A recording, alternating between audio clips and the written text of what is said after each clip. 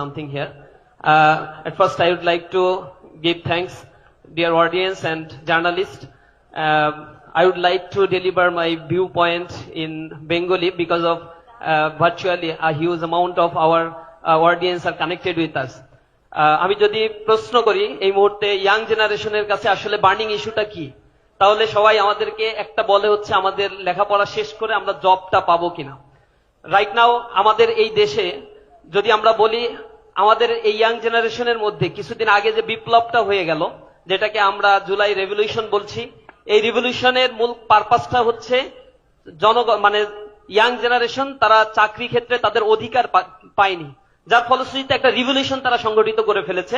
কিন্তু আমরা বর্তমান সময়েও এই স্ট্র্যাটেজিক্যাল জায়গা থেকে গভর্নমেন্টকে খুব বেশি ইমপ্রুভমেন্টের দিকে আমরা নিতে পারি নাই বা দেখি নাই, এবং পূর্বে এটা হয়নি কারণ একটা হিজিমনি এখানে আমাদের ছিল, আধিপত্যবাদের এক থাবা আমাদেরকে এই ডেভেলপমেন্ট জিওপলিটিক্যাল দিক থেকে ডেভেলপমেন্টটা করতে দেয়নি।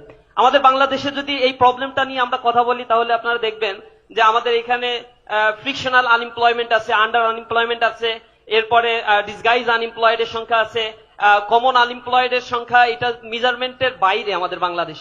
কিন্তু পিওর আনএমপ্লয়েডের সংখ্যা যেটা গভর্নমেন্ট হিসাব বলে সেটা হচ্ছে মোর দ্যান 3 মিলিয়ন। তো 3 মিলিয়ন এইটা মিটিগেট করার আসলে উপায়টা কি?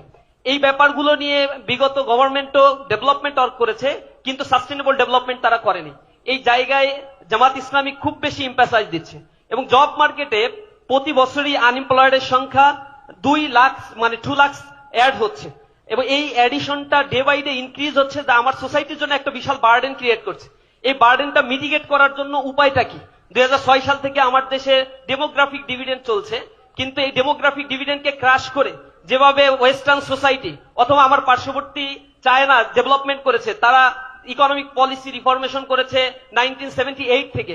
এর আগে তার ইকোনমিটা ছিল বাংলাদেশের ইকোনমির চাইতেও ভালনারেবল সিচুয়েশন, কিছু কিছু প্রভিন্সে তার চাইতেও খারাপ অবস্থা ছিল।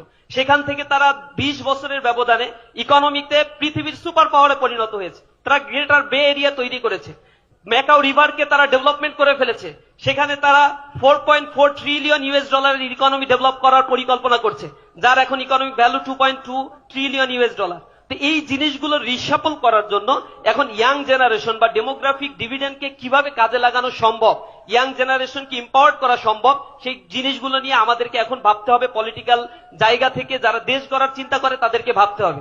আমার আজকের এই প্রেজেন্টেশন বা সামগ্রিক বিষয়গুলো নিয়ে জামাত ইসলামী যেই কনসার্নটা দিচ্ছে ইয়াং জেনারেশনের প্রতি, এবং জিওগ্রাফিক্যাল কারণে আমাদের দীর্ঘ সময় ধরেই আমার এডুকেশন সিস্টেম এবং আমার পাশাপাশি ইয়ুথ এম্পাওয়ারমেন্টের জায়গাগুলোতে অনেক বেশি বাধা সৃষ্টি করা হয়েছিল।